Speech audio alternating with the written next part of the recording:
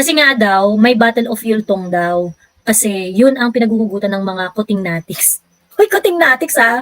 Bet ko yung ano.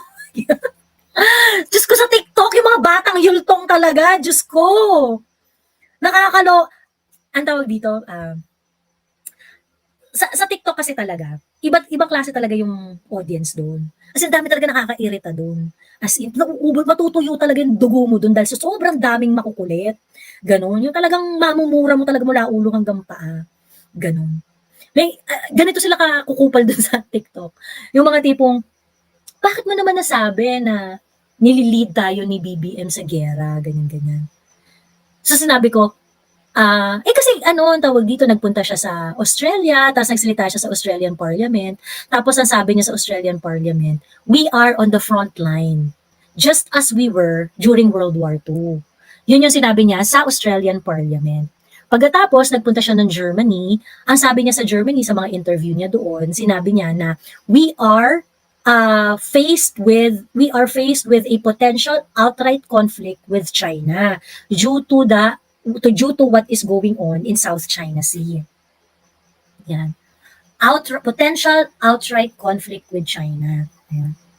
So sabi ko, aside from this, ang dami pang ibang mga factors na kung saan ini-enable ni Bongbong yung mga yung mga narrative ng Amerikano, which basically wants to provoke war against China. Ganyan. So, yung lahat ng mga badges of Ukrainization, lumalabas. Ayan. So, yun yung sabi ko. Tapos sabi niya, ha? Paano mo naman na-conclude yung gera-gera? Tapos parang, after mo in-explain yun, paano mo naman na-conclude yung gera-gera? Na parang, na talaga mapapamura ka na lang talaga dun sa mga tao dun sa TikTok. Yung, hindi mo alam kung nagtatanga-tangahan or ano, ganun sila dun. Pero kasi, yung mga ganun, ako lang, kailangan kasing kumprontahin yung mga ganun. Kasi otherwise, dadami sila. So ngayon, dapat makikita nila na pagka merong sobrang tanga, napapahiya. 'Di ba? Pag merong sobrang nagtatanga-tangahan, dapat na-ostracize publicly. Dapat talagang bibitinin mo pati warik, oh, ito ganito kayo katanga, putang ina ninyo. Ganon. Kasi nga, akala nila fun-fun lang. Pagkatapos, yung mga yan kasi, they are banking on your kindness. Na parang, uy, wag kang bumaba sa level nila. Ganyan-ganyan. Ay, hindi! Gusto mo sa putikan? Tangina, lulunurin kita dito sa putikan. Papahiyain ka namin ng bonggang-bongga. Ganyan. Kasi, otherwise, dadami talaga yung mga yan. If you are going to be kind to them, na, ay, hindi na ako papatol sa hayaan na lang kita, ganyan-ganyan. Yung mga kapwa nila batang yultong, batang yultong, lalakas yung loob. So, dadami sila na magbobo-bobo-bohan online. Pero, pag nakita nila na, tangina, mapapahiya ko dito pag tumangatanga ko, ganyan.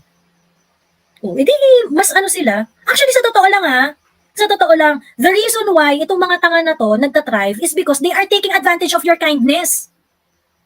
Na ay hindi mababait yung mga yan, mga professionals yung mga yan. So therefore, hindi yan stoop down to their level yung mga ganon. Pasensya na, hindi ako ganon kabait. Ganon. Mas importante sa akin, maubos ang mga tanga. So, hindi ko kayo tolerate. Ayun. I'm going to explain it to you. Pag hindi mo na-gets, tas nagtanga-tangahan ka, iputang ina mo, 'di ba? Talagang papahiyain kita para hindi mo iharap ang pagmumukha mo sa sanlibutan. Hindi kayo dumami. Yung mga ganito pa naman, pag nabasa ng tubig, dumadami.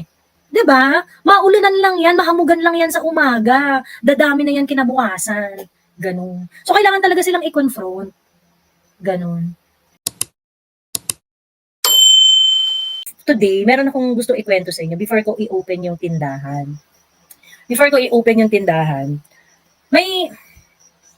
This past few days pala, naging usap-usapan yung desire ng Philippines na maging number 1 casino hub in Asia. Gusto raw nating palitan yung Singapore sa pagiging number 1. Ayan. Ayan, i-share ko sa inyo. Nakakaloka kasi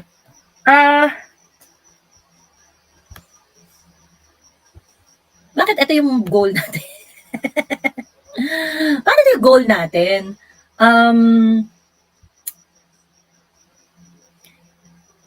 putik na yan casino. Macau Casino Hub. Hindi dito ito nga Philippines. Ito nga Philippines. Tayo, gusto niyang maging nagpalabas sila ng mga press release, ganyan, at pinick up na ng iba't ibang bansa na gusto nating i-dethrone si Singapore as Asia's number 2 casino hub. Ayan. Pero sa ibang report na sabi number 1 eh. Ayan. Ayan, i-overtake. Okay. I-overtake yung Oo. I-overtake yung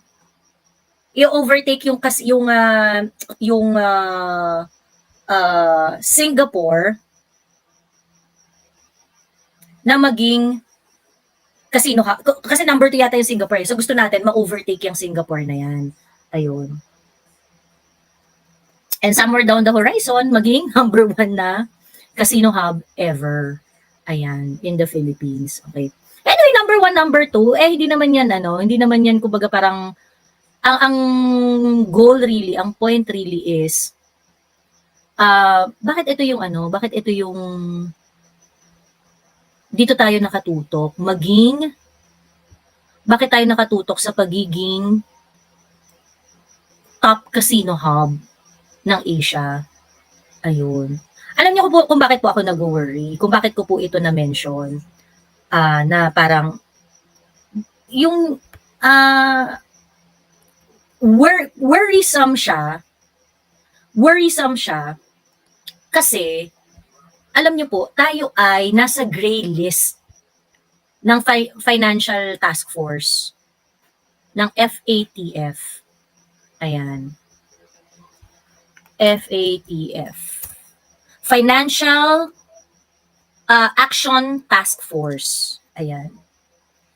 Yung Financial Action Task Force po, ito yung nagche-check ng levels ng inyong kung gaano kalinis ang inyong pera sa bansa. Ayan. So ngayon, for some reason, ito yung gusto nating i-push. Naku, live din si Madam Maharlika. Ayan. Ay, live din ba si Mother Dragon?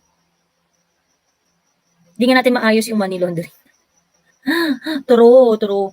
So, drugs, gambling, and war ang pangarap ni Kuting. Tindi ha. Nasa gray list area po tayo. Nasa gray list area tayo sa sa Financial Action Task Force.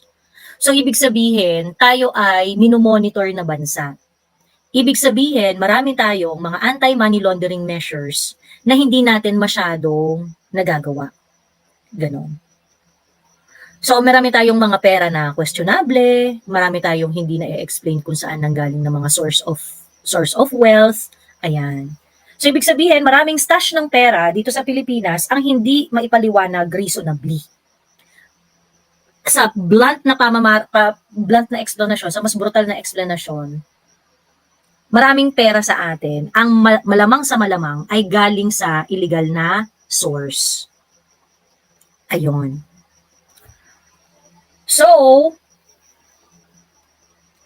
parang hindi po yata tama na nasa FATF list ka, gray list ka, minomonitor ka ng Actually, sa totoo lang po, medyo medyo mahirap magpadala ng pera sa Pilipinas kumpara sa ibang bansa.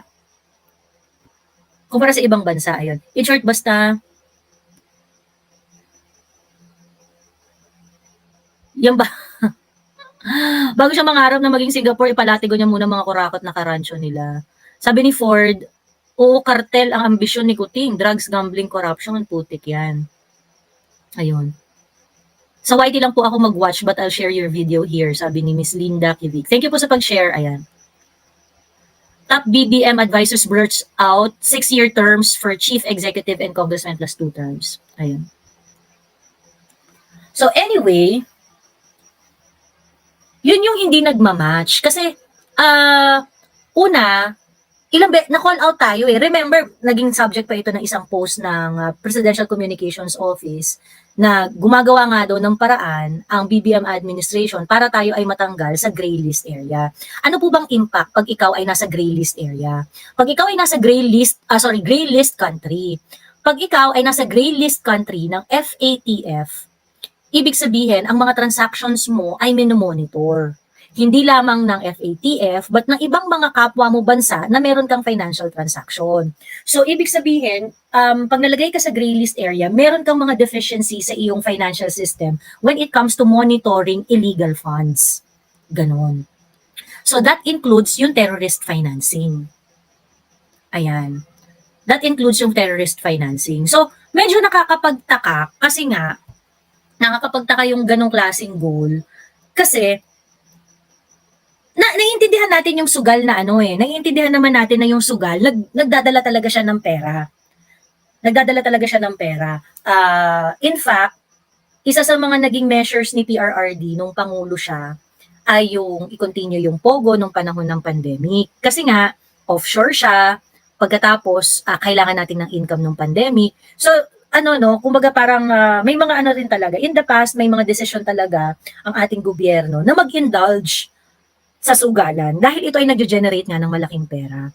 Yung issue kasi ng sugal, matagal na matagal ng moral question to sa governance at sa kasi nga ito yung sugal kasi is yung part siya ng human nature. 'Di ba? Yung hindi mo talaga mapipigil ang mga tao na magsugal. Hindi mo mapigil yung mga taong magsugal. Pag ginawa ng gobyernong illegal yung sugal, bawal magsugal, ganyan. Magsusugal at magsusugal yan. Itatago lang. Ganyan, hahanap ng paraan ang mga tao para kumita sa kahit anong wagering activity. So it is like a question of prostitution, no? Yung gano'n, yung meron at meron yan, gano'n. Hindi mo yan mapipigil, hindi mo yan So, nung panahon ni matandang Marcos, I believe, that is when they established yung PAGCOR. Ganon. So, dyan na in-establish yung casino. Kasi, since hindi rin naman kayo mapigil magsugal, might as well, you regulate the activity, di kumikita pa yung gobyerno. Ganon. So, bawal pa rin magsugal dito sa Pilipinas ng walang permit, bawal pa rin magsugal ng walang paalam, walang proper authority, ganyan. Pero pag ikaw ay nagpaalam sa PAGCOR at nabigyan ka ng lisensya na maaari kang mag-conduct ng sugal sa certain na location, ganyan, pwede ka nang magsugal. Pero doon lang. Ayan. So, yun yung paraan ng mga gobyerno para kumita ng datung. Ayan. Sabi ni Dina Natuto, yung tax na binabayad ng casino here sa US napupunta sa maayos. Pero pag Pinas, yung tax napupunta sa bulsa ng buwaya. Sabi niya. Nung time ni PRRD nga, yung mga kinikita ng PAGCOR, di ba nag-allot si PRRD ng 100 million sa PGH from doon sa kinikita ng PAGCOR? Ayan. And kahit yung PGH, nagulat siya na parang, ay, puta, first time to na binibigyan kami ng ganitong kalaking pera every month. Ayun. So, malaki talaga yung pera dinadala niya, no? Malaking pera yung dinadala ng casino. And probably, yun yung isa sa mga justification nitong administration na to. Kaya, pinapangarap niya na maging casino hub in Asia. The problem is, if you're going to do something like that, you must have a very, very strong system for anti-money laundering. Hindi mataas yung anti-money laundering measures mo kasi nasa gray list ka nga.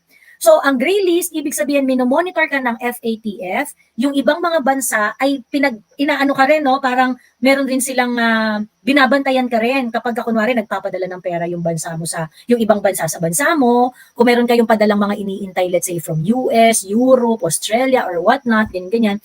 Pag magpapadala kayo sa Pilipinas, I'm very, very sure yung mga Pilipino dito, nakaranas na kayo ng mga pagtatanong na saan galing yung pera mo, saan mo yan papadala, anong purpose niyan, bakit ka nagpapadala, anong relasyon mo nung pinagpadalahan mo, ganyan.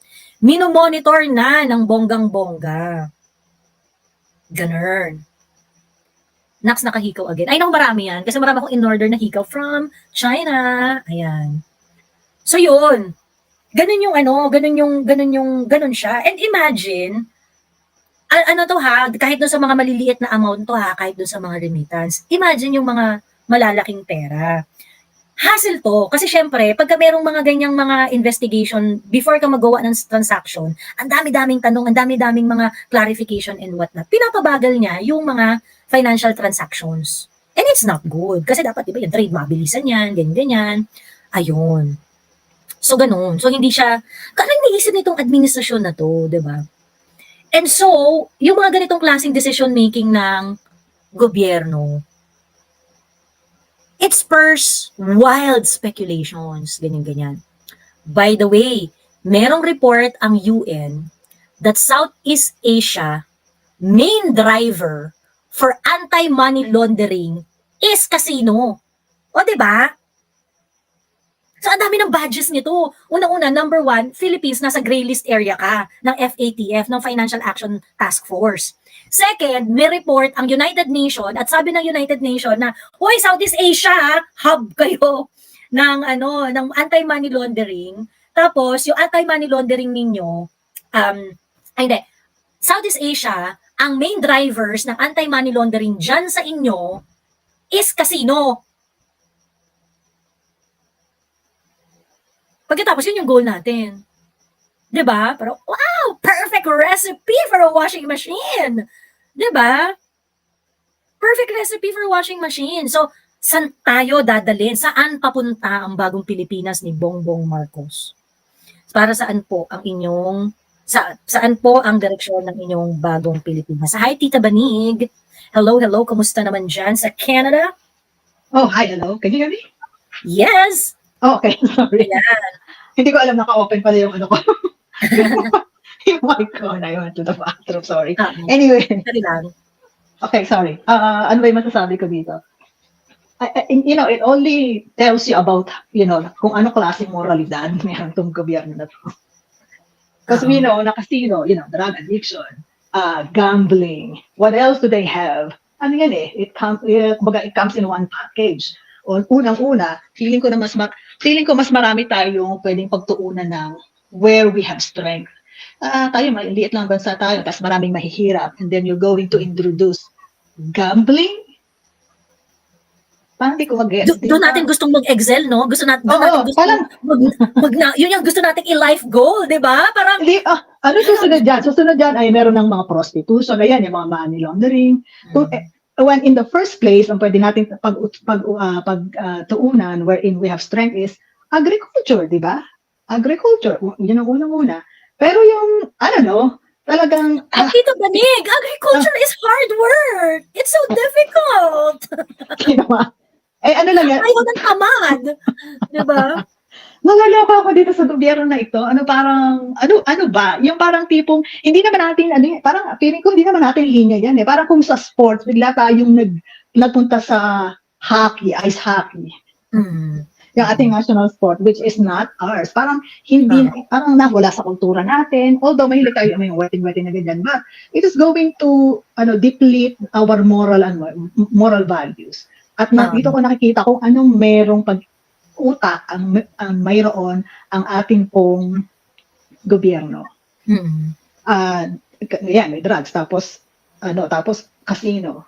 Kasi nga naalala ko, may friend ako na dito here in Canada, nagtrabaho siya sa casino.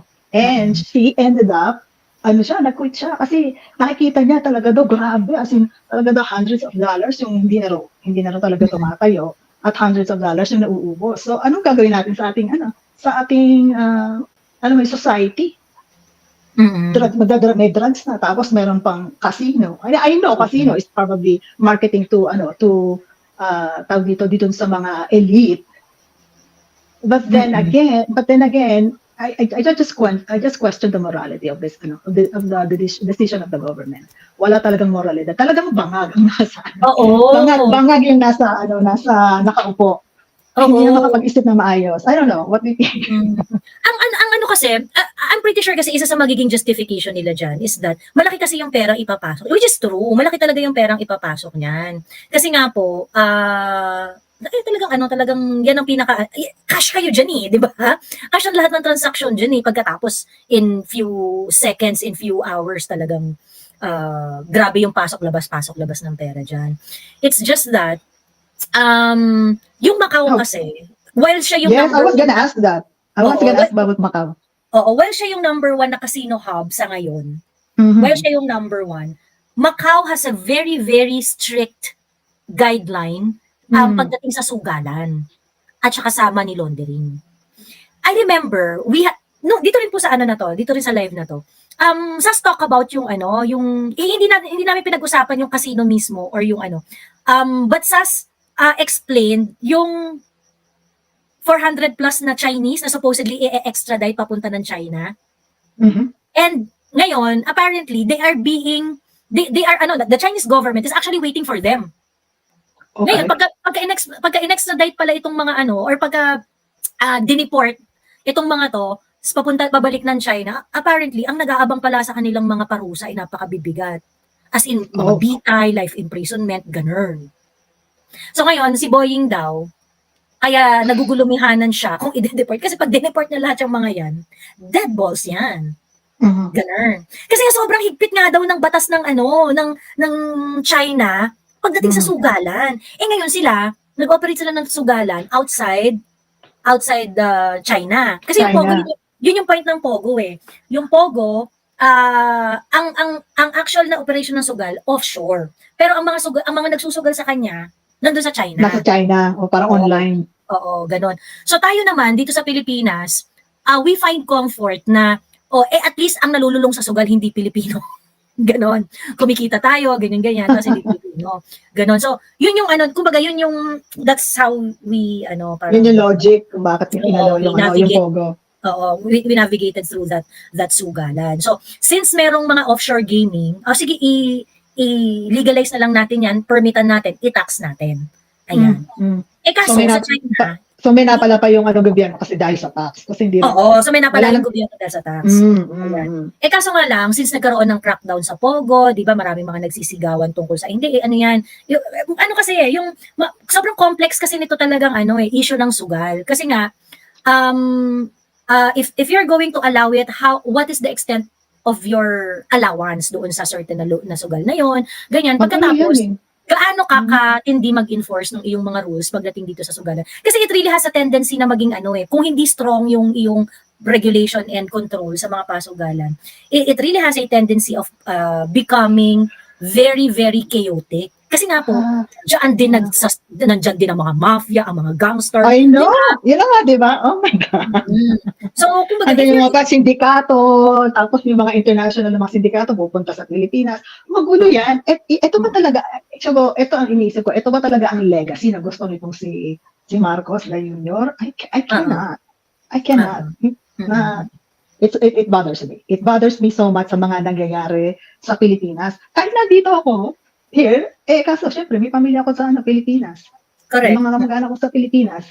At ako, Pilipina ako, dyan ako pinanganak. So, parang it bothers me na ang ating society, ang ating pamunuan, ang ating gobyerno, ito yung mga project, it doesn't make sense. Nagiging inidoro, no, Tita Banig?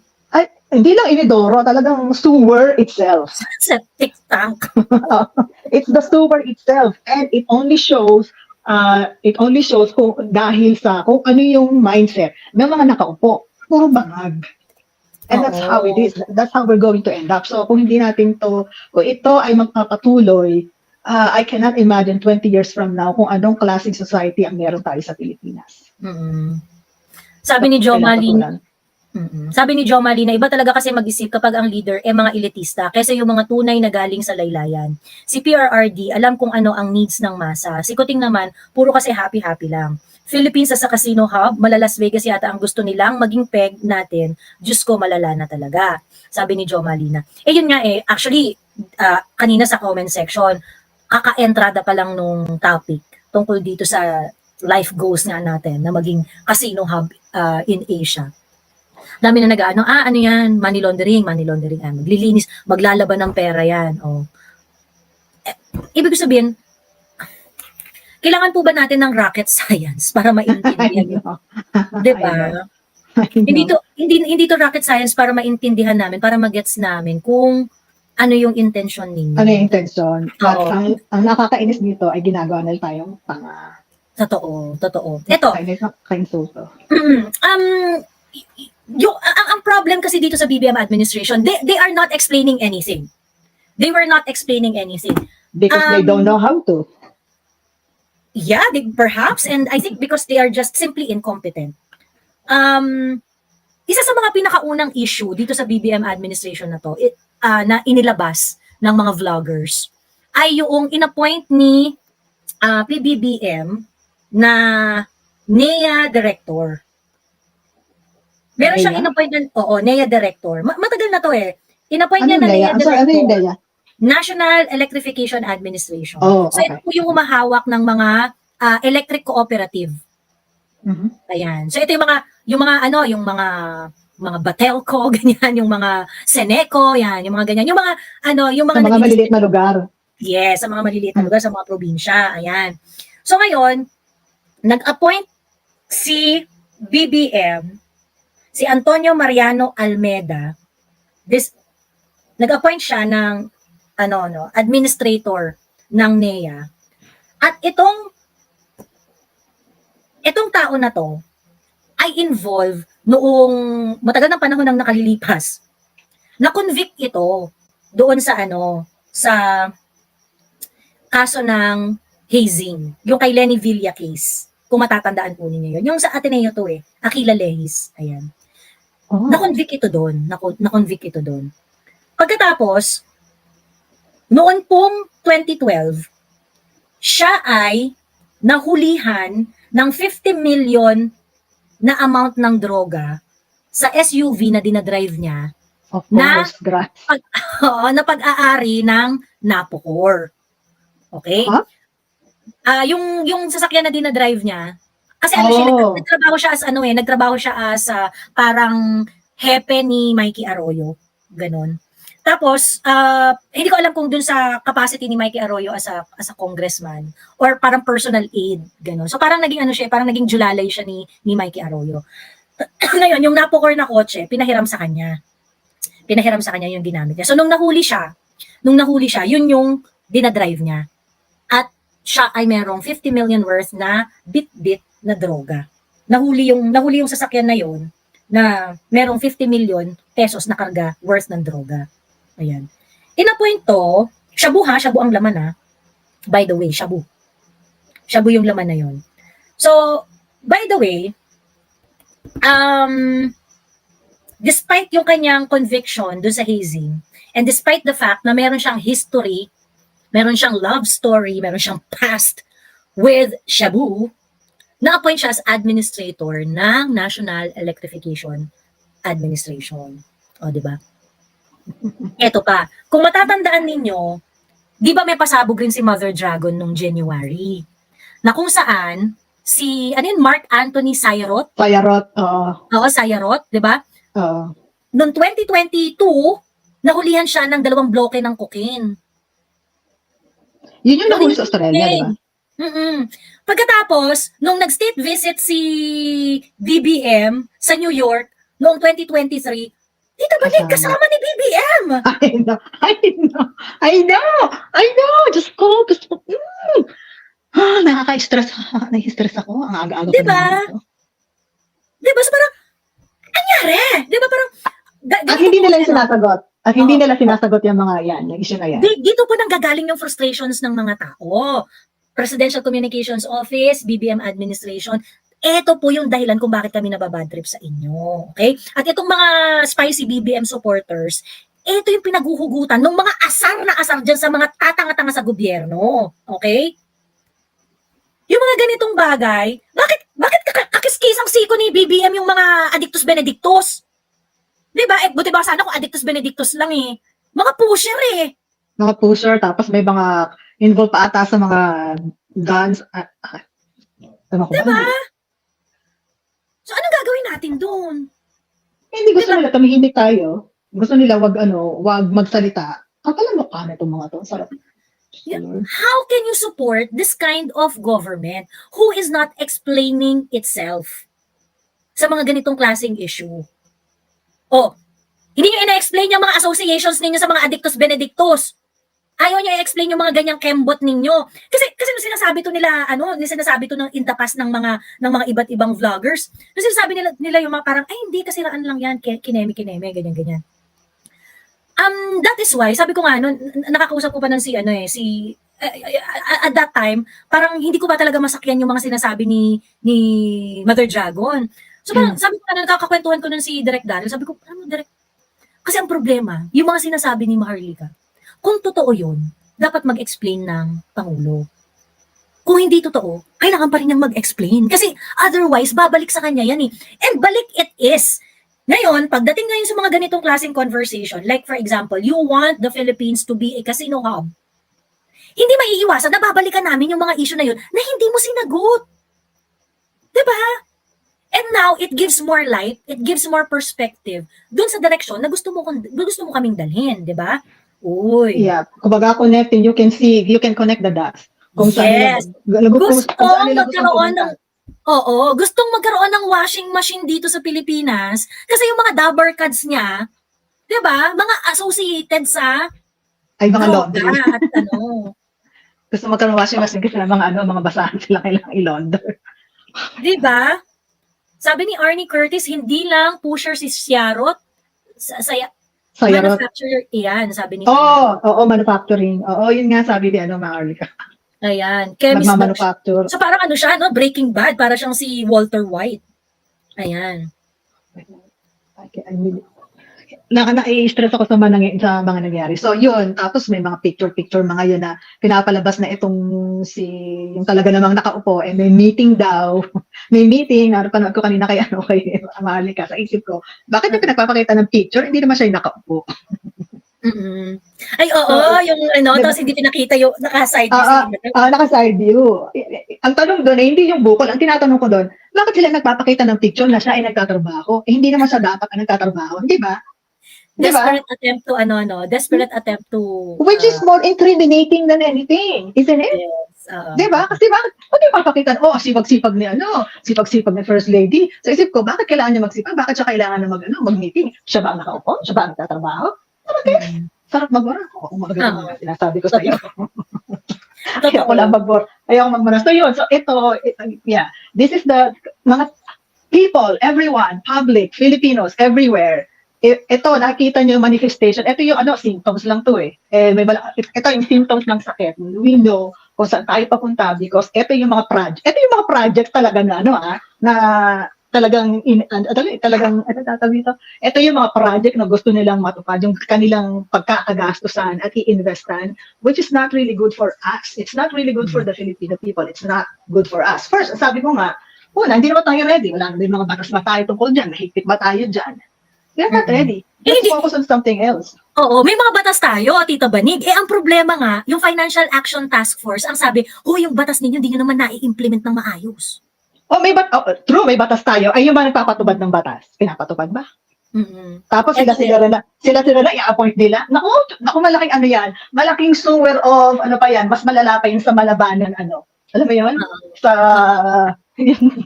yung sewer na company.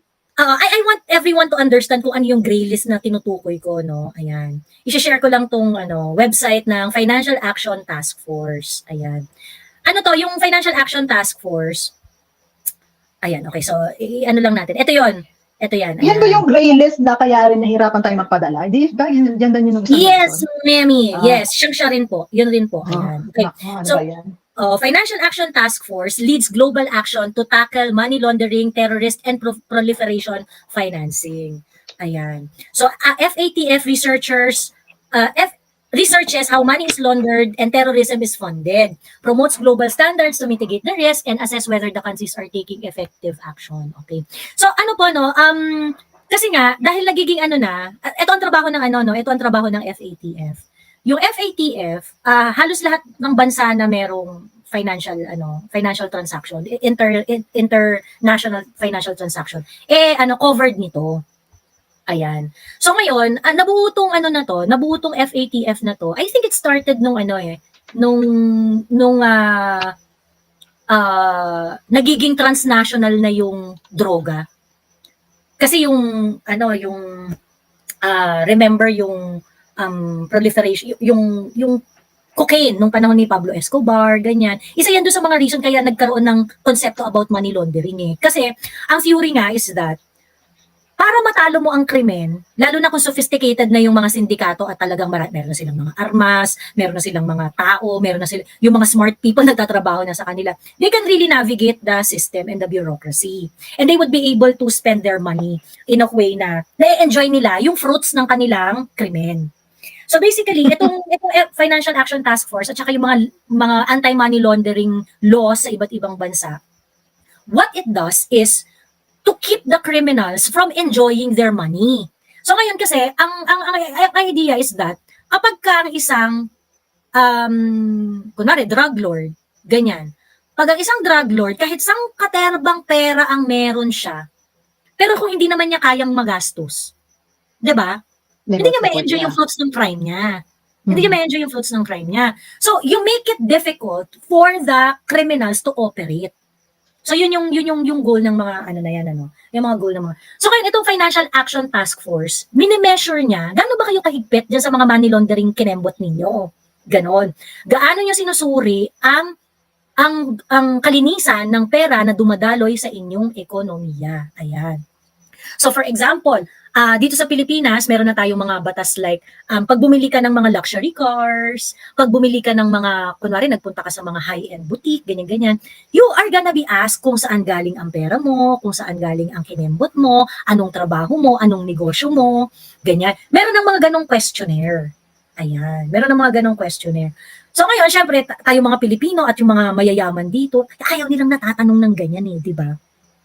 So, sa totoo lang, hindi talaga nag-work yung mga KYC na yan, lalo na sa mga high-end customer kasi ayaw na tatanong ng mga yan eh kung saan nanggaling yung, lalo na yung yung mga kabe. Diba? Of course. Diba, paalawan sila ni congressman. Ay, galing po ito kay congressman, ganyan. Diba? So, yun. Yun yung parang problem. So, ngayon, ito yung website kung saan nagde-declare, every now and then, nagde-declare ang Financial Action Task Force na mga blacklist and gray list na mga bansa. So ngayon, ang sabi dito, ang high-risk jurisdiction subject to call for action, ayan, Blacklist. Ayan, mga blacklist. So ibig sabihin, ito talaga, pagka nagpadala ka ng pera dito sa mga to, either bawal siya, or it could trigger an investigation to you. Pag nagdala ka ng pera sa North Korea, sa Iran, o kaya sa Myanmar. Ayan. Kasi ba't ka magpapadala ng pera doon? Anong business mo dyan sa mga bansang yan? Ayan. So, yun. Ayan. Ngayon, jurisdiction under increased monitoring. So, from the blacklist, ang next doon, gray list. Oh, nandun tayo sa gray list. Nandun tayo sa gray list. Ayan, sabi, jurisdiction under increased monitoring. That is yung gray list. This statement identifies countries that are actively working with FATF to address strategic deficiencies in their regimes to counter money laundering, terrorist financing, and proliferation financing. When an FATF places a jurisdiction under increased monitoring, it means the country has committed to resolve to swiftly and identified strategic deficiencies within agreed timeframes, and it is subject to increased monitoring. So, ibig sabihin, pag nandito ka sa list na to, ayan, ito po ang Philippines. Ayan. Ayan. Ibig sabihin, kung nandito ka sa list na to, oh my God, ito. Pag nandito ka sa list na to, ibig sabihin, oy, meron kang deficiency ha, hindi sapat yung mga anti-money laundering measures mo dyan. So, minomonitor ka namin. Ganyan. Mga bakla, okay, tingin po sa mga dates. Ayan. Hindi po tayo natanggal sa gray list. Ayan. So, paano na implement yung casino na yan? Okay. Talagang puro pang elite, no? Puro pang elite yung kanilang mga projects. Yung dito lang tayo nagkaroon ng break, ate. Tita Bani. Sometime I think after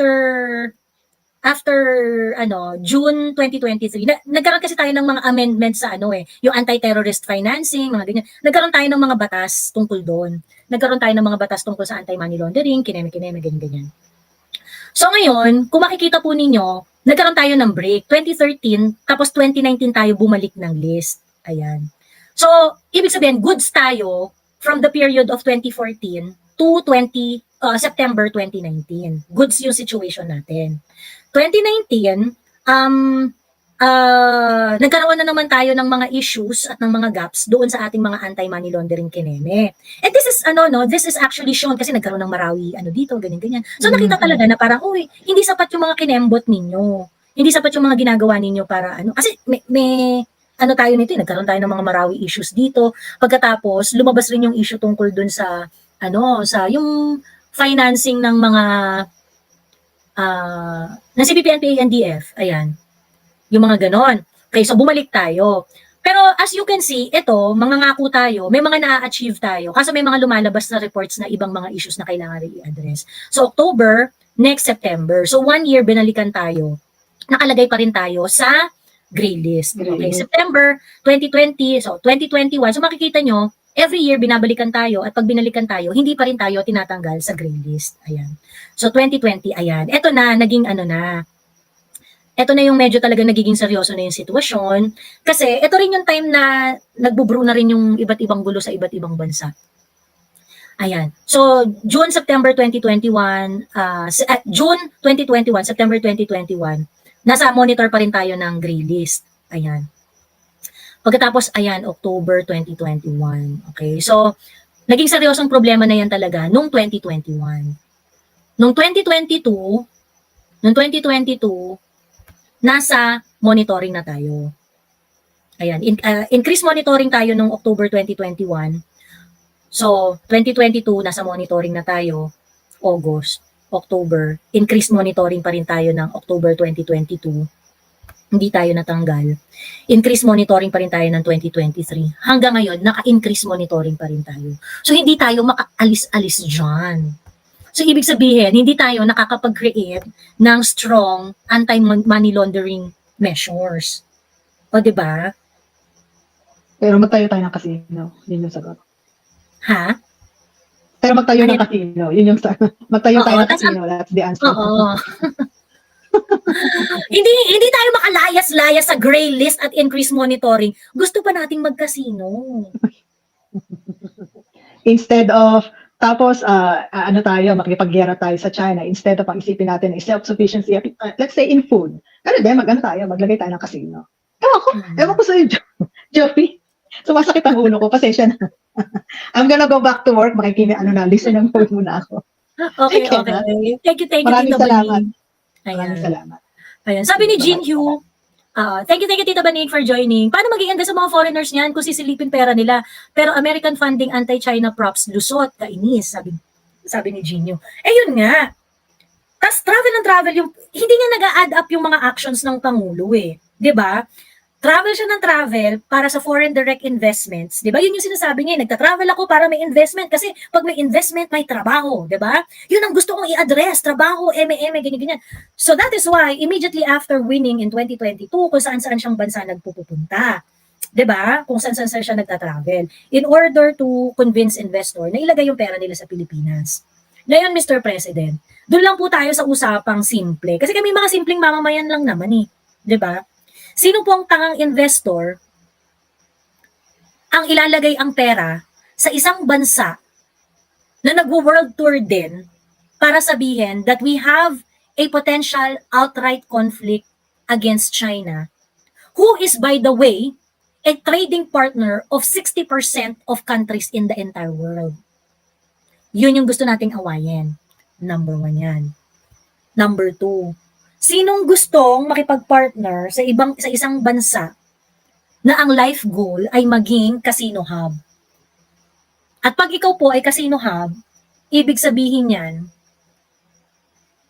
mataas na level ng krimen. 'Di ba? It doesn't add up.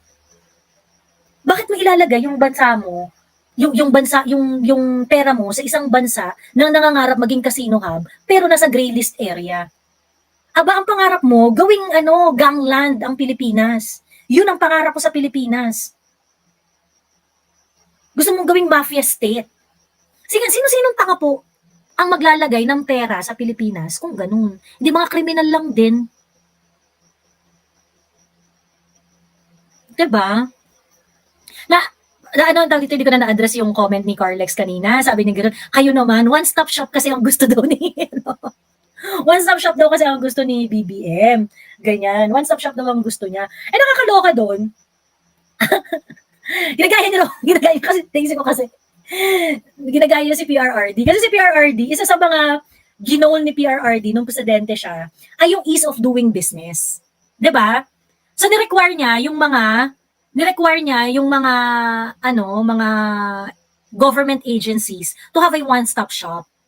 'Di ba? Na parang pag pumunta yung ang tao sa inyo, dapat lahat ng kailangan niya, makuha niya ng isang araw. Ganun. Pogo pwede po, sabi ni Ruel Ubaldo. Hindi ko sure, nag-ooperate pa ba ang Pogo? Meron pa bang, allowed pa ba ang Pogo ngayon? Hindi ba parang ayaw na nga nila? Di ba parang ayaw na nga nila ng Pogo?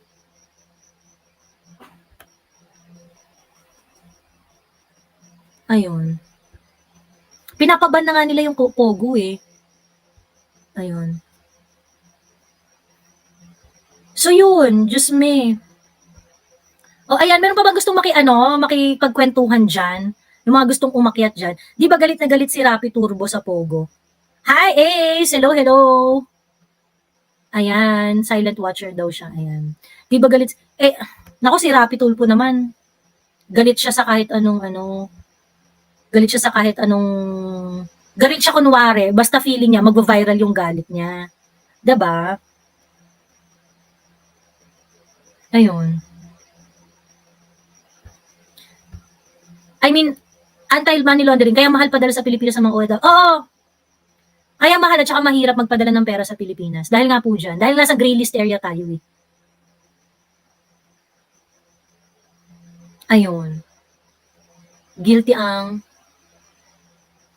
Ayan. Teka, naghahanap ako ng Kasi yung sinasabi ni Kuting na we are friends to everyone and enemy to none. Bakit ngayon, binabala na nila ang mga Pilipino laban sa Chino? Sinungaling na bangag yun. Correct. Tapos ngayon, di ba, naglalabasan yung mga video na, yung winotter cannon yung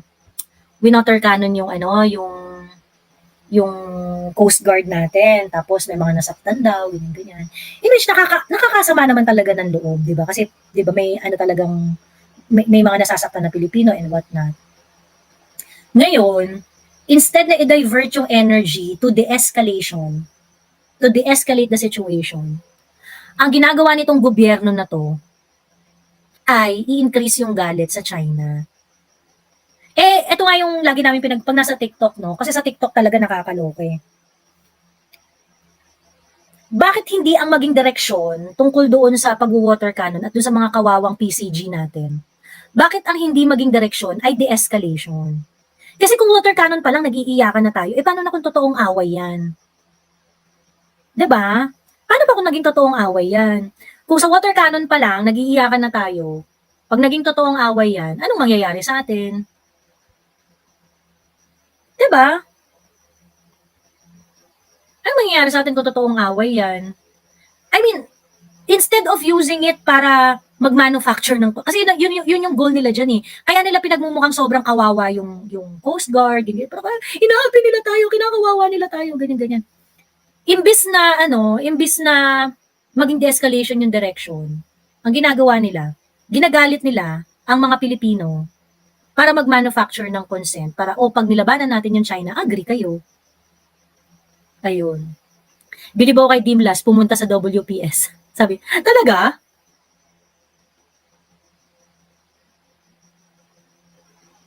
Pagandahan na lang ikaw, rep namin, Miss Joey. Sabi ni, si Raffy Tulfo, ang main concern niya ay netizens at hindi citizen. Dahil para lang siya sa views. Pansinin niyo bukang bibig niya sa Senado. Oo, Diyos me, kadiri yan si Raffy Tulfo. Pa-victim sa water cannon. Sabi ni, pa-victim sa water cannon. True. Sobrang true. Tayo ng bully, tas if labanan tayo din iiyak, tapos magpapa-victim agad. Cheese sa kanila. Cheese sa kanila. And besides, we tried airdrop na hindi lang through sea. Ayan. Si Ms. Charmaine, sabi niya, Hindi nga kaya makipag-away ni BBM kay Duterte, China pa kaya? May point ka, Miss Charmaine. At maraming salamat sa pa-sticker. Ayan, hindi nga niya kaya makipag-away totoo, totoo. Hindi niya kaya makipag-away kay PRRD. Tas China pa. Hindi nga niya kaya makipag-away sa CPP, NPA, NDF eh. 'Di ba? Sa TikTok, ang daming mga high blood nga doon sa mga nangyayari na yung mga fake tapang ng mga yung mga fake tapang ng mga tao.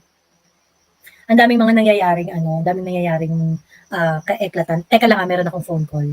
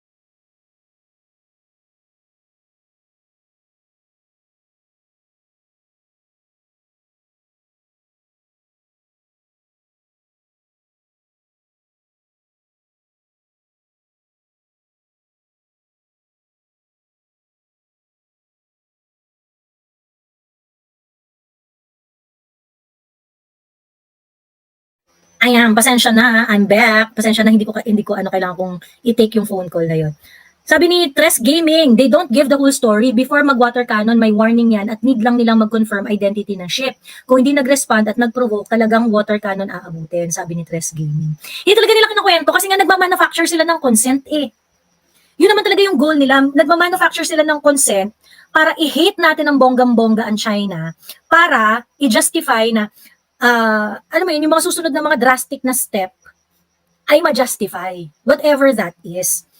Ang observation nga dyan nila, Attorney Harry Roque, and I think si Attorney Trixie parang ganun din yung observation niya na parang they make it appear na sobrang malala na yung nangyayari dyan sa South China Sea. Tapos di ba yung pinaguhugutan nila, yung makapagsalita sila dyan, di ba yung ina-annex kasi yung territory natin, ganyan-ganyan. And then, paghuhugutan ng justification kapag merong drastic decision, like, I don't know, maybe martial law, diba? Yun yung mga observation dyan nila, Attorney Harry Roque. So, Diyos ko po, papunta talaga tayo sa impyerno. Ano ba naman to? Buti pa mga Vietnamese nagpa-selfie with big smile, dead man lang sa water cannon. Ayun nga, kung fina-follow nyo si John Suing, isa sa mga favorite ko yun favorite na vlogger ko, si John Writer. Aside from SAS, siya talaga yung isa sa mga, yung fina-follow ko talaga for the longest time, ganyan. Marami siyang mga post about it. May mga insights siyang mga ganyan, mga tidbits about South China Sea conflict. So sabi niya, sa China, nung kainitan ng mga standoff between the Chinese Coast Guard and Vietnamese Coast Guard, pagkatapos, kasi yung standoff niya na tumatagal buwan yung mga standoff nila, talagang patigasan talaga ng dibdib. Pagkatapos, pag bina-water cannon yung mga Vietnamese Coast Guard, gumaganti sila, nakiki-water cannon din sila. Dumating dun sa point na grabing-grabe na yung anti-China sentiment sa Vietnam. Na nagrarally na talaga, may mga anti-China rally na talaga sa Vietnam. Pagkatapos dumating dun sa point na sinisira nila yung mga Chinese establishment, yung talagang nirarun over yung mga pabrika na owned by Chinese company, yung mga ganon. For quite some time, nagkaroon ng ganong kaguluhan. Pero yung ganong klaseng anti-Chinese sentiment sa Vietnam, hindi siya nahinog into an outright conflict with China. Dito sa Pilipinas wala namang anti-China rally 'di ba? Sabi ni John Suing, ang malas ng USA, hirap na hirap silang mag-manufacture ng consent dito sa Pilipinas. Kasi nga, yung mga Pilipino, non-confrontational tayo by nature. So ngayon, hirap na hirap silang i-convince yung mga Pilipino na awayin natin ng bonggang-bongga ang China. Na awayin natin ng bongga. Kasi nga, kumbaga parang, ang problema, non-confrontational talaga tayo O di sige, nababad trip tayo, naaasar tayo, ganyan-ganyan. Pero hindi nila makuha yung gusto nila na i-full-blown hate natin yung China na gusto nating awayin or whatnot. Ganun. In a sense, parang blessing in disguise rin yun, Kasi hindi nahihinog yung minamanufacture nila na consent. Yung gusto nilang i-manufacture na consent. Ayan. Nakakamiss din pala yung mga dating anti-US rally. sabi ni Tom, ayan. Correct, ngayon yung mga yung mga anti-US sitting pretty. At pagkatapos si Katunying Taberna, si Anthony Taberna, at itong si Risa Ontiveros, magkaparehas ng tunog. Both of them are saying that Inday Sara should speak about the South China Sea conflict. 'Di ba? Asan na yung imperialistang Amerika, Risa Ontiveros? Bakit si Inday Sara yung kinakat-kat mo na magsalita? Di ba ikaw yung tibak-tibakan dito? At I think bilang isang anti-American na grupo mula sa Akbayan ba yung kay Risa Ontiveros? Hindi ba ikaw ay dapat na galit na galit sa panunulusol ng Amerika dahil ginagawa tayong puppet para sa kanilang narrative? Para sa kanilang, ginagawa nila tayong puppet para sa kanilang mga intensyon. Diyos me. O pagkatapos, si Anthony Taberna, si Katunying, katonong-katono niya si Risa Ontiveros. Why? Diba? Bakit? Dilaw na dilaw, galawan, papa victim. Correct. Very yellow move. We can actually water cannon back pero di ginamit ng PCG. Oo, kasi meron na tayong capability to di ba, na mag-water cannon. Ayun, maraming salamat po Sir Richard Ligad para sa pa-stickers. Ayan. Ayun, nabukulan nga ni Ahas. Tay, nabukulan nga daw ng Ahas nabukulan ni China pa. Uy, malaking bagay na nga raw yung binukulan niya ibig sabihin lumalaban na yung kuting. O, di ba? Malay mo yan na yung start. Actually, ito nga. Di ba ang kwento sa Walt Disney Palace, ayon kay Mother Dragon, tawag dito, yung travel nila sa Germany, at saka sa ibang Disney Castle, dahil lumabas yung extraction issue, ang kwento was na bad trip itong si Hello Kitty. Kasi bakit meron siyang ginagawa na hindi niya alam. Ganun. Di ba parang 2022 pa nag-start tong extraction kwento. So apparently hindi daw alam ni Hello Kitty. So ngayon, itong si Hello Kitty na bad trip. So kaya niya na jombag tong isa. Okay.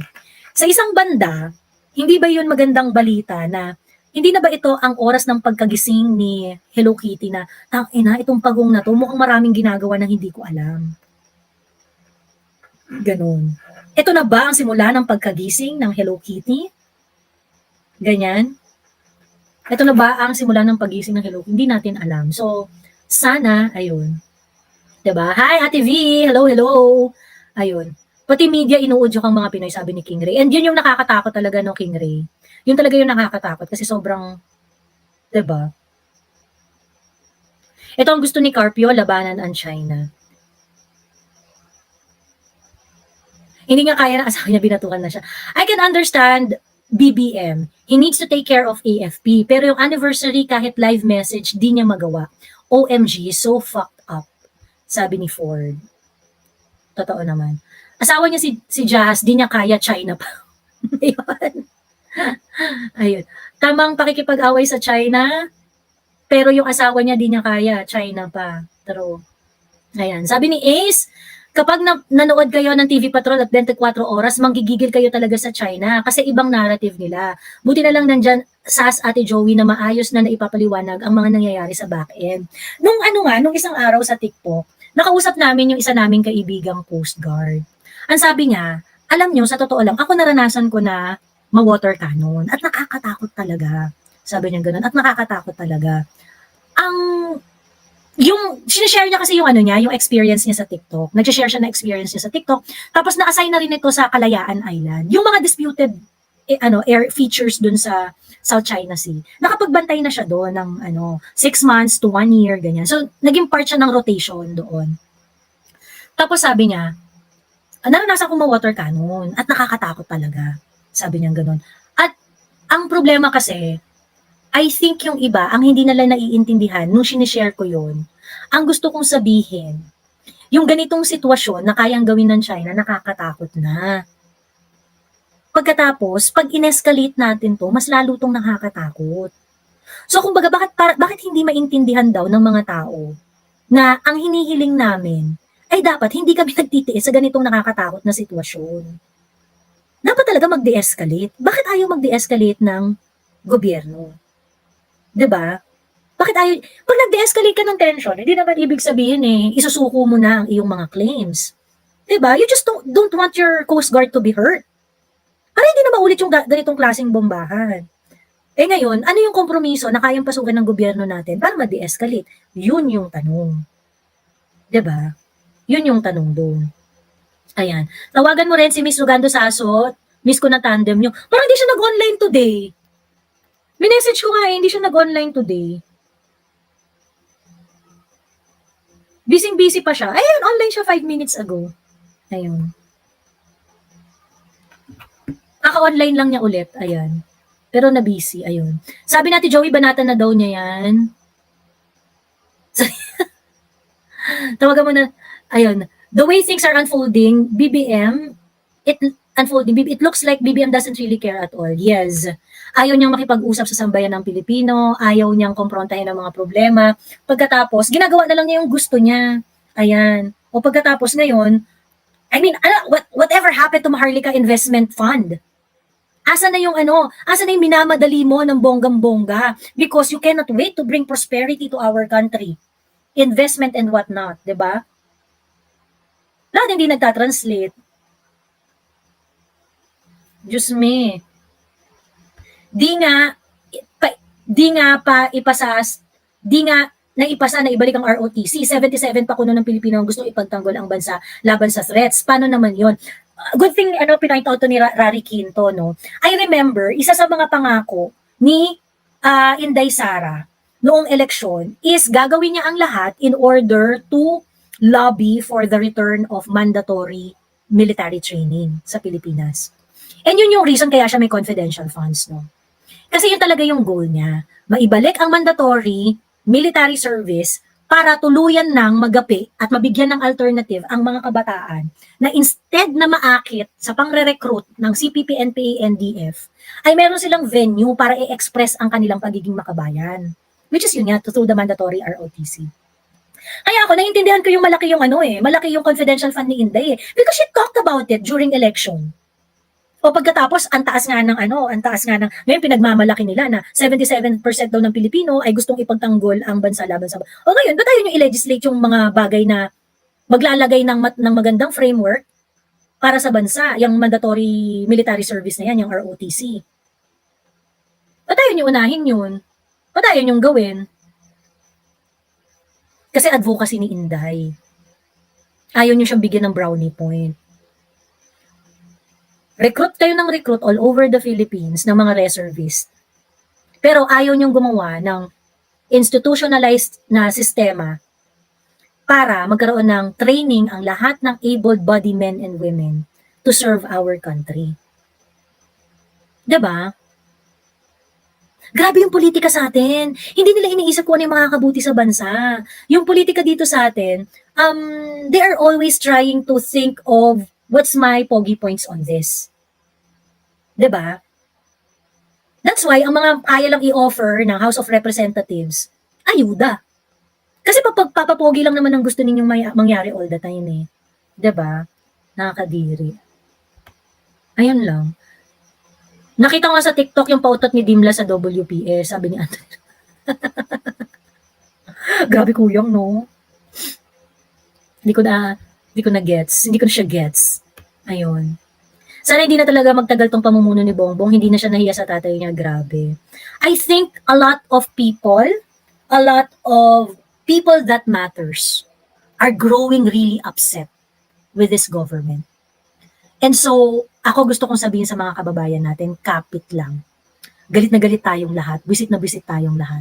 Pero kapit lang. Kasi yung mga taong talagang malalaki ang kanilang mga desisyon, malalaki yung impact ng kanilang mga desisyon para sa mga pagbabago na kailangan natin.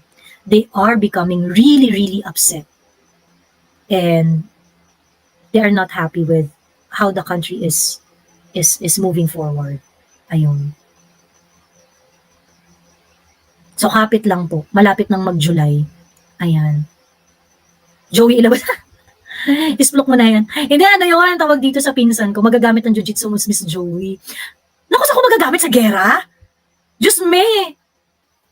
Hindi naman hand combat. Hindi naman hand combat ang gera. Baka mamaya, pagka nagkaroon ng gera, sisigaw ka pala ng sugat. Doon ka pala sa su. Ayan, burado na tayong lahat. Nalusaw na tayo ng intercontinental ballistic missiles. Ayan. May extra. Ayan. Miss Joey, nililiprid ka kanina. Puting ahas mo yun. Hindi. May interview si John, sabi ni GC68, may interview si John Mearsheimer kay Palki Sharma noong March 25. Sabi niya, mataas talaga ang chance ng gitgitan ng South China Sea at sasabit ang Pinas sa conflict na yan. Correct. Marami kasing nagsasabi na imposibleng magkaroon ng gera kasi masyadong malaki yung mawawala sa Pilipinas at saka sa China, sa Amerika at saka sa China kapag ka naggera sila, ganyan. Economically speaking daw, maraming mawawala dun sa malaking bansa na yun. Okay? Ganon. Actually, sa totoo lang, I don't think yung point na yun makes it impossible for the two country to go to war. Ganun. Siguro, at the most, po pwedeng ma-delay yung parang, consideration nila yung mga economic losses, kineme-kineme, ganyan. Consideration nila yung mga ganun. Pero I don't think it is enough para absolutely mag-conclude tayo na hindi magkakagera just because of that. Simply because, warmonger naman talaga ang Amerika at naghahanap talaga sila ng gera. 'Di ba? Mas mabuti pa na i-foresee natin yung worst case scenario kaysa isipin natin na imposibleng magkaroon ng gera. Ganun. Sabi ni Triggerman, ginawang frequent ang supply mission, talagang ina-agitate ang situation. Madam Joey, another kapalpakan ng DOTR sa NAIA, pag maraming surot, aalisin lahat ng upuan. Hindi, kasi ano mo ba, Michael, ito yung nangyari. Di ba nga yung mga surot-surot at saka yung mga daga-daga. So nagkaroon ng pest control issue. And then, di ba ang prediction dyan ni Attorney Trixie? Uy, kasi magte-take effect na yung concession agreement ng San Miguel Corporation sa NAIA para dun sa operation. So ngayon, yung existing pest control, kumbaga lahat ng mga kontrata ngayon ng NAIA, mga existing na yan. So parang gusto nila ng last hurrah. So kapag mayroong unforeseen situation, they can contract another deal. And yun nga, yung pest control service, emergency pest control service, na wala doon sa mga existing na kontrata na meron sila. And it will cost millions, ganyan. Eh di ba na-preempt nga yun kasi umingay eh. At saka nagkaroon nga ng mga ganitong klaseng scenario na vino-voice out ng mga political observers, kagaya ni Attorney Trixie at ng ibang mga political pundits dyan, na ilagay sa public yung ganong klase. You know, that is why it's very important na pinag-uusapan talaga natin ng policies eh. Kasi pagka ganyan medyo na, 'di ba, nape-preempt yung mga bagay-bagay sa mga masasamang pangyayari. Importante talaga 'yan. Importante talaga yung mga ganyang klaseng usapan. Di ngayon, mukhang hindi sila umubra dun sa surot at saka sa daga. Ang nangyari, ang ibinalita, ang naging isa namang yung mga upuan sa NAIA, which is true sa airport, yung mga upuan putang papangit. As in talagang rocking chair na talaga. Pagkatapos meron pang isang time na nag-viral din. May upo yata doon sa isang upuan sa NAIA, sa waiting area. Bumagsak yung upuan. And so what they wanted to do is to change all the upuan in the waiting area. Tapos millions of pesos siya. Yung mga chairs na yun. So, naghahanap talaga sila ng kontrata bago magkaroon ng tuluyang paghawak ang San Miguel Corporation sa operations ng NAIA. Mga isisingit na kontrata before the new operator will handle the day-to-day embot dyan sa NAIA. Ang gagago, di ba? Sobrang gago.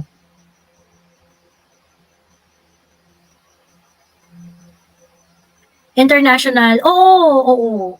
Scholar yan, si Jan Suwing. Ayun. May master siya in international relations eh, ang alam ko. Ayun. Parang si Miss Sass, yes.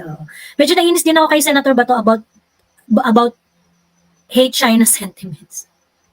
Kaya nga dapat sine-check natin talaga eh, lahat ng mga public officials natin, sine-check talaga natin kung 'di ba? Ano ang assets mo abroad? Para hindi tayo nagugulat din sa kanilang mga sigawan. Ayun. Sabi ni Dina Natuto, dito sa US dahil galit sila sa China, inaatasan ba ang TikTok na event? Inatasan ba ang TikTok na ibenta? Engot lang tong Biden admin. Ayan. Sabi ni Ate V, hindi pwede. Paano na paninda ko pag inaway ko ang China? True! Ayan. Nagsabayan live ni Joey at Mother Dragon. Oo nga eh. Ayan. Hahabol na lang ako sa live ni Mother Dragon para mapanood ko. Happy fam! Maraming salamat sa pa-stickers at pang merienda at pang coffee. Thank you. Ayan. Pati si Contreras at si Mike Abe. Ay, oo. Si Mike Abe nakakaloka. Si Mike Abe sobrang fraud nito ni Mike Abe sa totoo lang sa pag-analyze ng mga kinembot. Sobrang niyang fraud. Kasi 'di ba ang sabi ni Mike Abe, hindi ko kasi pinapanood talaga si Mike Abe. Tapos na-curious ako nung nagsalita si MJ Mondihar tungkol dito kay Mike Abe. Actually, nung si Mike Abe nasa SMNI, hindi ko talaga trip yung SMNI na nandun si Mike Abe. So, ang pinapanood ko na SMNI, yung walang Mike Abe doon. Hindi ko siya gusto. Hindi ko siya gusto kasi parang feeling ko yung ang niya, yung masyadong strong yung bias niya, hindi niya na ma-manage. Hindi niya na ma-manage yung biases niya. Sabi ba naman ni Mike Abe, na yung pag-revoke daw ng prangkisa ng yung pag-revoke ng prangkisa ng SMNI at yung pagpapa-aresto kay Pastor Kibuloy ay may due process naman daw. May due process naman daw. So bakit daw ayaw tanggapin ni Kibuloy yung pag-aresto sa kanya? Tapos parang pinagsasabi nito ni Mike Abe, anong due? Naintindihan ba nito yung due process? Tapos ano siya talaga, elib na elib talaga siya doon sa pagkakasabi niya. May due process naman, hinir naman ito sa Senado, kinembot, pero tao ina nito, ba't may naniniwala dito? Ba't may naniniwala dito kay Mike Abe? Sir, yung pong bintang kay Mike Abe, doon sa warrant of arrest niya, crimes. Yung warrant of arrest, hindi yon issue ng judge. Ang due process po, ang tama pong proseso, ang warrant of arrest, na dapat kakalingain ni Pastor Kibuloy, ay warrant of arrest na inisyo ng korte, hindi warrant of arrest na inisyo ng Senado. Dahil ang binibintang ng Senado ay krimen. Ba't siya magpapa-aresto sa Senate? Eh hindi naman po yun ang proper venue para pag-usapan ng mga krimen ni Pastor Kibuloy. Anong due process pinagsasabi nito? Diyos ko, tas yung mga naniniwala kay Mike Abe. Sobrang fraud. I mean, parang, tas nasa PTV4 siya. As in. Nasa PTV4 siya. So, parang nakakaloko. Tapos sabi diba ni MJ Mondehar na parang, alam mo nung umalis ka ng SMNA, nakahinga kami ng maluwag kasi pabigat ka. Sabi ni MJ. Alam mo, buti na lang nung umalis ka, pabigat ka. Kaya nakahinga kami ng maluwag. Biruin mo ganun yung sabi sa'yo ng mga dati mong teammate. Pabigat ka at masaya sila na umalis ka. Sakit nun grabe. Ayun. Alam ba niya mga ginagawa ni Martin? Maraming di alam si Kuting. Birds of the same feather po kasi, kaya sama-sama silang bangag. Asa na yung de-escalate kasi nag-provoke talaga ang Pinas yan gustong gawin ni BBM. Obvious na obvious naman. Ay, Kuya Amik naman ako, hindi na kami nagkita ni Tita. Ayan. So, soon na lang. Ang tawag dito, babalik naman ako ng Bacolod ulit. Ayan. Feeling ko dapat magkita na lang kami sa Granada. Ayan. Gumanti rin ng PCG ng water cannon, hindi yung iyak-iyak. Totoo. Ba't yung Vietnam, gumagante, o hindi naman nauwi sa gera yung pikun, yung mga harapan ng China at saka ng Vietnam. 'Di ba? Ano ang purpose ng Coast Guard? Sabi ni Iridesa Schmidt. Ayan. Sige po, i-check po natin ang ng Philippine Coast Guard. Ayan. Punta tayo sa Philippine Coast Guard. Ayan. So, makikita natin ang purpose ng Philippine Coast Guard. Ayan, maritime safety, maritime security, maritime search and rescue, maritime law enforcement, marine environmental protection. Ayan po ang kanilang mga functions. Ayan, punta tayo sa mandate.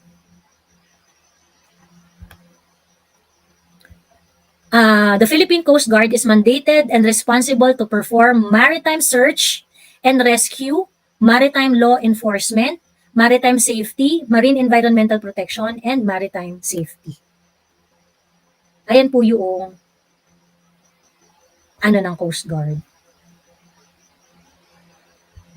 Ayon.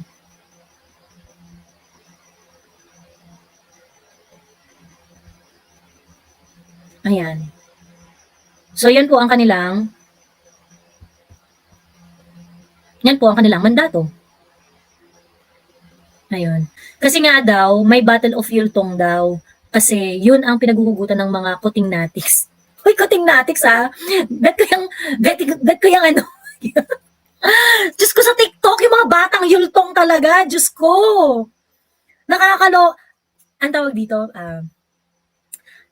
sa TikTok kasi talaga, ibang klase talaga yung audience doon. Kasi dami talaga nakakairita doon. As in, matutuyo talaga yung dugo mo doon dahil sobrang daming makukulit. Ganon. Yung talagang mamumura mo talaga mula ulo hanggang paa. Ganon. Ganito sila kakukupal doon sa TikTok. Yung mga tipong, bakit mo naman nasabi na nililid tayo ni BBM sa gera, ganyan-ganyan. So sinabi ko, kasi ang tawag dito, nagpunta siya sa Australia, tapos nagsalita siya sa Australian Parliament, tapos ang sabi niya sa Australian Parliament, we are on the front line, just as we were during World War II. Yun yung sinabi niya sa Australian Parliament. Pagkatapos, nagpunta siya ng Germany, ang sabi niya sa Germany, sa mga interview niya doon, sinabi niya na we are faced with a potential outright conflict with China due to what is going on in South China Sea. Yan. Potential outright conflict with China. Yan. So sabi ko, aside from this, ang dami pang ibang mga factors na kung saan ini-enable ni Bongbong yung mga yung mga narrative ng Amerikano, which basically wants to provoke war against China. Ganyan. So, yung lahat ng mga badges of Ukrainization, lumalabas. Ayan. So, yun yung sabi ko. Tapos sabi niya, ha? Paano mo naman na-conclude yung gera-gera? Tapos parang, after mo in-explain yun, paano mo naman na-conclude yung gera-gera? Na parang, na talaga mapapamura ka na lang talaga dun sa mga tao dun sa TikTok. Yung, hindi mo alam kung nagtatanga-tangaan or ganun sila dun. Pero kasi, yung mga ganun, ako lang, kailangan kasing kumprontahin yung mga ganun. Kasi otherwise, dadami sila. So ngayon, dapat makikita nila na pagka merong sobrang tanga, napapahiya. 'Di ba? Pag merong sobrang nagtatanga-tangahan, dapat na-ostracize publicly. Dapat talagang bibitinin mo pati warik, ito ganito kayo katanga, putang ina ninyo. Ganon.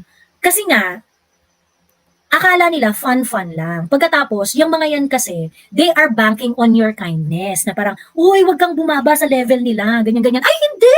Gusto mo sa putikan? Lulunurin kita dito sa putikan. Papahiyain ka namin ng bonggam-bongga. Ganyan. Kasi, otherwise, dadami talaga yung mga yan. If you are going to be kind to them,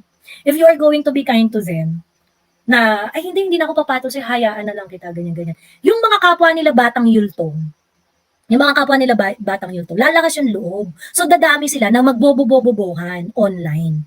Pero, pag nakita nila na, tangina mapapahiya ko dito pag tumangatanga ko, ganyan. Edi, mas sila. Actually, sa totoo lang, the reason why itong mga tanga na to nagtatrive is because they are taking advantage of your kindness. Na ay hindi mababait yung mga yan, mga professionals yung mga yan. So therefore, hindi yan stoop down to their level yung mga ganon. Pasensya na, hindi ako ganon kabait. Ganon. Mas importante sa akin, maubos ang mga tanga. So, hindi ko kayo tolerate. Ayun.